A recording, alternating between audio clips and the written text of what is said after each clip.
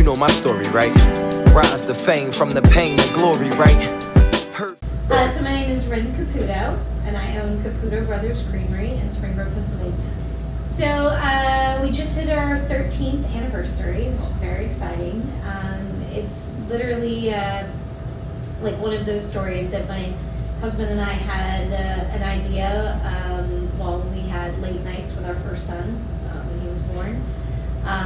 A few years prior to that, we had actually quit our corporate jobs. I had been in IT and I managed information systems for Johnson & Johnson. And then my husband was in sales, pharmaceutical sales.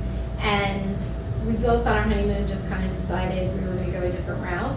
We found a culinary school in the southern part of Italy, Calabria, the toe of Italy. And we went to culinary school thinking we were going to be chefs and we would have a restaurant.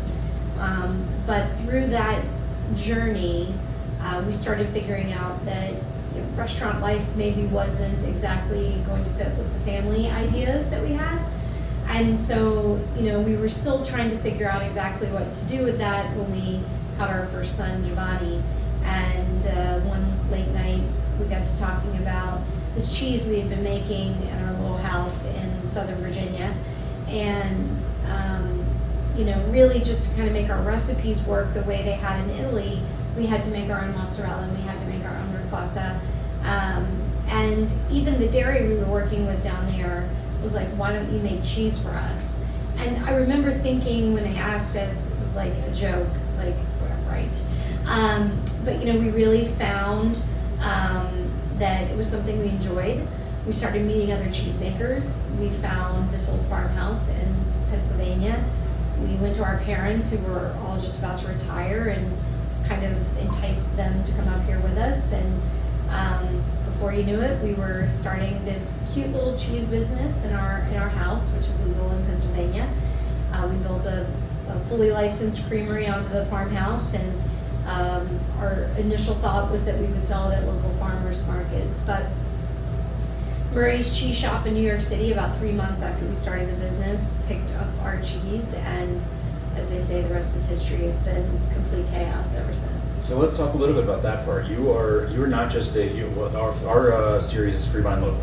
Okay. So we focus on local businesses, we focus on those, but you are a great exception because you guys are in wholesale distribution. So talk a little bit about what it's like to be in a town like Spring Grove, in a county like York, but also having to adapt to all these other cultures, whether from a sales aspect or a product standpoint. Yeah, it's interesting that you say that. I mean, here recently we've been contract manufacturing for a big company over in India. We make paneer for them. And all of the paneer that we make for the most part gets shipped to Australia. So you're right, we're in this very small, we're literally on Main Street, very small little, Main Street USA town. And once a month we ship cheese to Alaska. So it's a really interesting perspective, and a lot of times what we try to do is get our cheesemakers who are in large part from here. Culturally, I would say our business really reflects the region that we're in, this kind of southern York County area.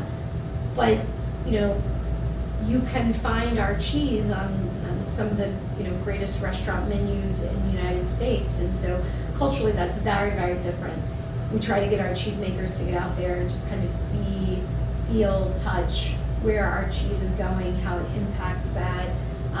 It's really an incredible thing, I think, to see.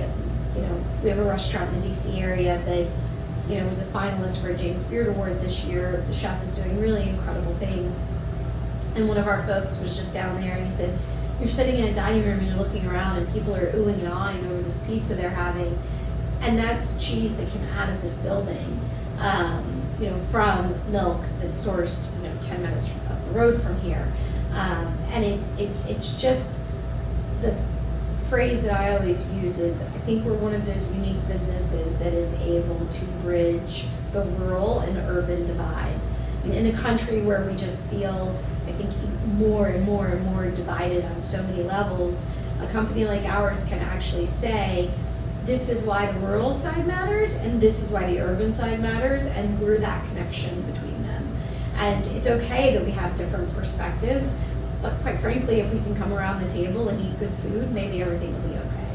A common theme of that human connection is, as you see in different things, is with food and music and art and all those things. And I think that I appreciate what you brought up, because a lot of what's going on right now is it's a crazy world that we live in, and I that's been one of the inspiring factors of me breaking from doing the Zoom interviews we were doing to getting out, because I want people to see the stories of the people behind the businesses and see the culture that exists behind it, and also people to understand when they might buy from you online, they understand what's going on. There's real people behind it. There's a real story. There's a real family behind it. Yeah, it's stuff. There's always this interpretation that of the company name that I'm married to a Caputo brother, and that I think because the business has grown so quickly, from a 150 square foot room in our home to a 13,000 square foot facility on Main Street, in what I think most people would say has been fast growth. I think there's this notion that we've inherited the business somehow, or that I'm a woman who runs a business in Southern New York County, so I couldn't possibly have started this business on my own. The joke around here, anytime a contractor comes in, they always ask to speak to my husband, and they're like, and he's involved in a lot of those things as well, but half the time they need to actually speak to me, and they're like, oh, little lady, do you actually know what's going on? But the Caputo brothers are actually our sons. This was something that we even took pictures of their silhouettes and had it added to the logo. If we logo a shirt, we put it over our heart. All of those pieces speak to who we are as the business owners. Every piece of this business has been built in a way of keeping the next generation in mind. And not necessarily that we would say, hey, you need to take this business and you need to run with it. Although our 16-year-old Johnny is now working in the business. I think from our perspective, it's just, it's always that notion, I think, of let me leave the world a little better than it was, right? And so, when I became informed about this real disparity between Italian style mozzarella, real cheese, fermented product, like what it's actually supposed to be, same with ricotta, and what has evolved since the 1950s and 60s of what American style mozzarella and ricotta are, and that all of this kind of injustice in the way that it's been created and marketed has been done on the backs of the American dairy farmer. Like, I was like, no, we're not going to do that. We're going to do this in the right way, and we're going to show our children that we're going to do this in the right way. And we're going to do right by the farmers, but we're also going to do right by our chefs. Every single vendor that I have worked with since COVID has escalated the cost of whatever we're doing. We haven't raised prices in 3.5 years. In fact, in some cases, we've lowered them because we have gone out and said, how can we make what we do more cost effective, cheaper? How can we make it easier for these small restaurants to be able to afford what the product is that we sell? Does that make me a good businesswoman? I don't know, but it makes me sleep better at night. To feel like that I am maybe not a political activist in my community, but I am actively engaging in the community that I'm in, on both sides. And so for me, that's the piece that's really important. And it's interesting what you said about the being politically active and being in business. In business, there's obviously politics are important for whatever reason you want to come up with. There's a million. But I think that one thing that I've in recent revelations have changed my perception is to when it comes to my business, and you guys exemplify this very well. It's really the focus is the connecting the humans. Yeah. And the more that we bring the politics into our business and into our consumers, we're just adding that divisiveness. When really our job as business owners is to make people realize that everybody can come together and we can be the common factor. Right. Whether that be strangers connecting in a bar over a beer or whatever it may be. Yeah. And really, it's always, and we don't have to pretend like we've created this. This has always been the case. Food has always been breaking bread. Yeah. Absolutely.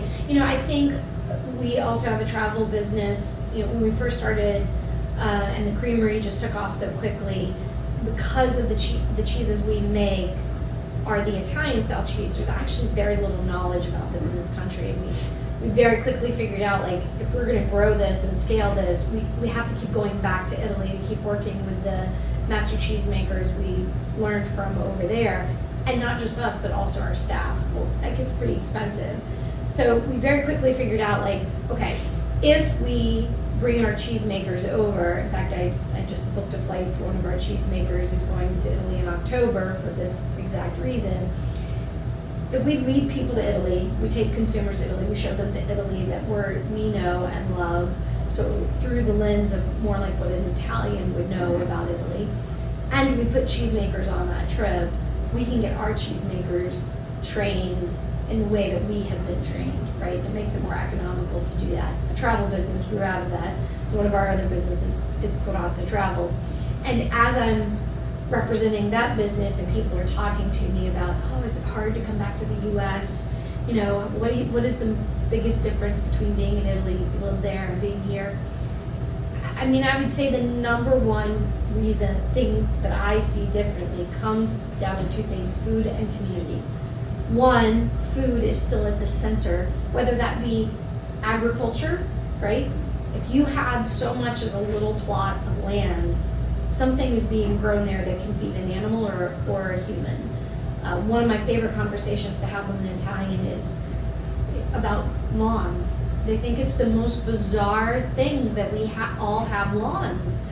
And they're like, well, what animal feeds off of those? And you're like, no animal feeds off of them, you mow them. They're like, oh, well, do you plant grasses that don't grow very well then, so you don't have to mow that often? I'm like, the opposite. We actually spray chemicals on them to make sure that they grow, and we have to mow like 2 or 3 times a week, right? It's a bizarre concept. And they're like, well, if I had land like that, I would grow food to feed my family instead of going to the store, because they know how. They know how to plant broccoli and what it looks like. How many Americans don't even know what a broccoli plant looks like, or would eat broccoli at this point, right? So, you know, so much about what they do well is they still come around the table. In our house, we eat dinner around the table every night, every single night. And making food an important part is not like clean your plate, make sure you eat. It's not like that. It's like, this is where we're supposed to come together and talk and share and enjoy. It shouldn't just be about getting through what we're supposed to eat at this time, so we're going to.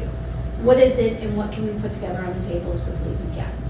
And then community, you know, instead of having lawns at every yard, an Italian would rather have a park that everybody goes to every night and talks and walks around and connects with one another about their differences and how they can be solved, because they have communication, that they're able to, you know, speak to each other about their differences in a way that's safe and nobody's being harmed.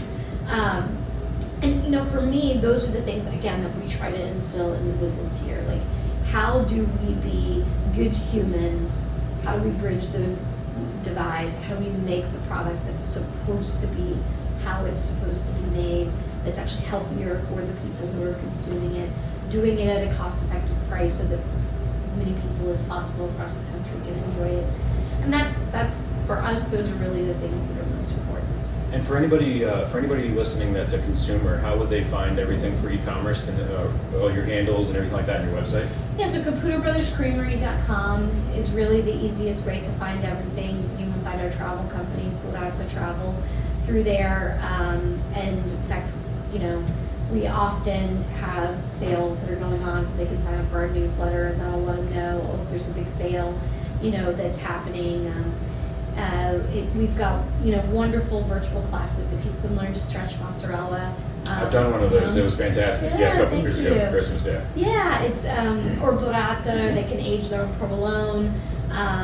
Again, it's kind of going into people's homes and educating them on a food that they might not know a lot about. And so, you know, we're on Facebook and YouTube and Instagram and all of that as well, just trying.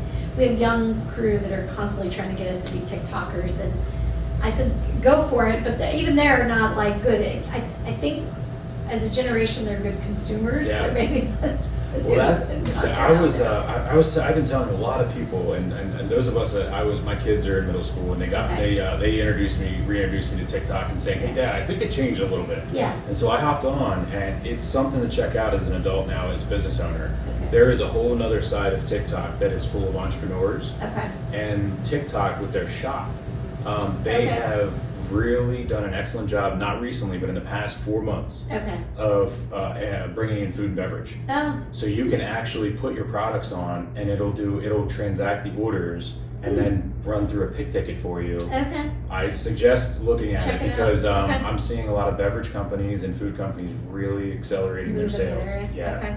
Yeah, it was interesting prior to COVID. I'm sure you hear this a lot. We were not heavy on the retail side.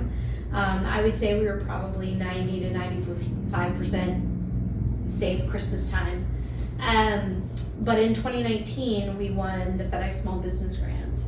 And part of that was it's a small grant, $15,000, which was awesome, obviously. But the best part was we got to go down to Memphis for a boot camp with their executive team, who literally put this group of 10 small businesses from all walks of life, like Lego style building blocks to like a reusable wedding flower company to a chocolate maker to us, wow. right? Like a guy who like put special chemicals on a tennis shoe to keep it white. Like it was a wide, very diverse group of folks.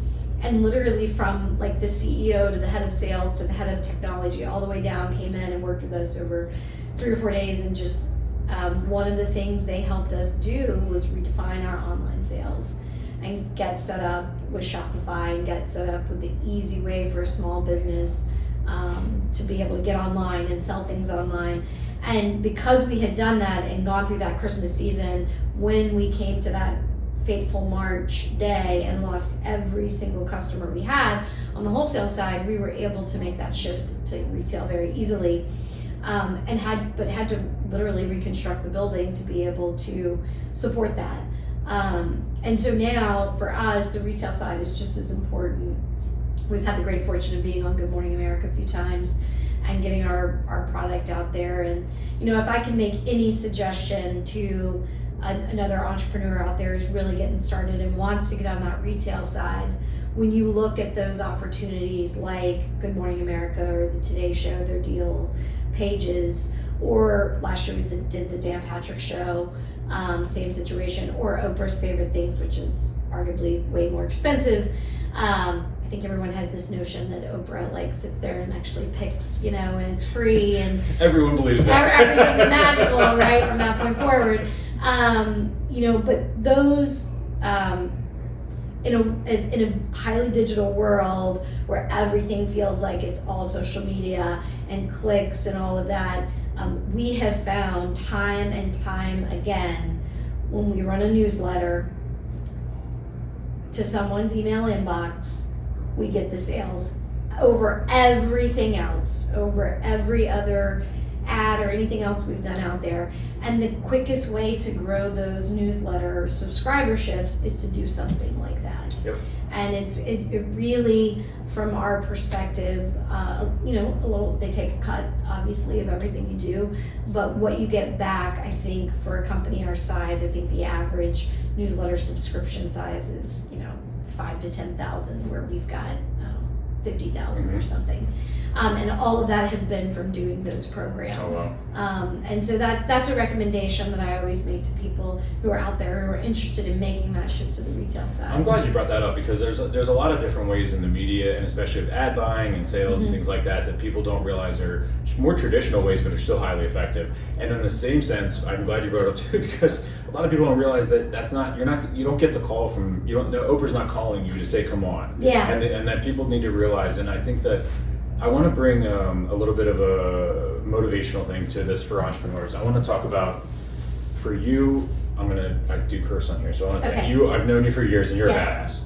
I mean, I've not known you personally, but I've been following you locally and everything online. And I want to talk a little bit about inspirationally to other entrepreneurs who maybe like have a spark, an idea, and everything like that, but let's just say they're in the personality stage where they're waiting for something to come to them. So, and I want to talk about that in a sense because like I do a lot of driving and everything like that. I'm constantly thinking about and the motion and how you need to constantly be in motion is what I'm trying to get at, the flow and everything like that. So yeah, I mean, for me, the big thing, the visual that I always see when I am met with a tough decision in the business, and it actually works perfectly with your intro there about driving, is it's a hard right turn, right? So I think as humans, and probably the biggest difference between a true entrepreneur and just someone who works for a living is being able to make that hard right turn. Because the path forward and straight and predictable, you know, I remember when I graduated from high school, I had the opportunity to go to a traditional college, or I was very interested in theater, and I had an agent at the time, and I was doing some small things, you know, commercials and print ads and stuff. And my agent said, you should go to this performing arts school in New York City. And the fact that I had got in and had the opportunity to go seemed incredible, but it was not traditional in any way, and it was a massive risk. And I looked at it and I was like, oh, well, I am supposed to go to a four-year college. That's who I am as a student. That's how I've been raised. This is what I'm supposed to do. And then I'm supposed to meet a husband and get married and have 2.5 children and buy a home and mow my lawn and not grow food. And, you know, those are the things I'm supposed to do. And I think it's very easy to get caught up in this is the path of what we're supposed to do. Entrepreneurs have to look at that path and say, there's another road over here that's parallel, that's far different than what I'm supposed to do. And it looks pretty interesting, but I have to make a hard right turn to get over. There's usually some great sacrifice that has to happen. In our business, it was my husband and I were doing everything, just the two of us. He was still working to support the family while we were getting the business up and running. He provided insurance for us, health insurance. He provided good income and we could pay our mortgage, you know, additional funding for the business that was coming in. We had 2 small children. We were never going to give up that job. We were never going to let it go until there were layoffs. He got a layoff, he got a severance package, and while everyone else was devastated, we were like, okay, this is it. This is our hard right turn moment. He can come out here and he can go pick up that other job somewhere, pick it up again, and he can keep doing that. Or we can look at this and say, we've got a year of insurance, we've got a little bit of severance to work with, let's make that hard right turn, and now the business has to work. We have to go get on that path. And we did, and since then, and once you make one, then it's a little addicting. It's like, oh, well, there's another path over there that looks even better, and let's make that one. And then, and you know, of course, there always have to, one of the benefits, and in my case, it was built in because my husband and I started the business together. Even still, I went and sought out a mentor who's been there, done that. And a lot of times, if there's something that you're interested in starting a business, you can go out either through SCORE or just through networking, chambers of commerce, or, you know, business networking groups or whatever they might be, Rotary Club. There's so many of these retired entrepreneurs. They either sold their business or the next generation has taken over, and they loved it, and they don't want to go back and do it full time, but the notion of mentoring someone is like, they love it. And so for me, that's really a great thing, because I'm a jump and then figure it out kind of gal. My husband is let's look at what the best right turn looks like and then take that one. And so for us, it's a good balance. Yeah. As the company's gotten bigger and our time has gotten divided, this mentor that we have has been even a third person that we can say, this is what's going on. A lot of times he's just a sounding board for us to talk out loud and be like, oh, I came to the conclusion that makes the most sense. But really, to me, that's the critical piece, is just having that gumption, that like, I'm gonna go for this, and and I'm going to operate without a parachute for a little bit because I believe in myself and I feel like I can do this. You should know that that comes with a very challenging path ahead. This one's paved, that one's not. And the further you go, the more like off-road you get. Right? And that's exactly it. Is we tell these things, and I appreciate you saying that, because one of the theme of the underlying subtitle is unveiling the grit of leadership. Okay. And really, it's exactly what you just said. Is that we are on here telling you, do this, but also better know that there's lions, there's tigers, and there's bears over there, and not to mention, a lot of people to know that. Like, it's not for the faint of heart. There's a lot of people that want to scam you. There's a lot of people that want just in your pockets. And the bigger you get, the more the people come. And I'm not saying that everybody needs to run away because of the negative, but it's that balance and understanding that with that risk comes that reward. Yeah. But also being conscientious. But thank you so much for your time today. Absolutely. I know how busy things are, and I just appreciate it. And I've just it's been a joy to watch your business and your family from the beginning to now. And when I walked in here today, and I've been traveling a lot for a while now, and I was not expecting the remodel. And I came in and I saw the expansion, and I had a huge smile on my face because I just knew that meant that things were going out the door and co-packing and everything like that. So, that's great.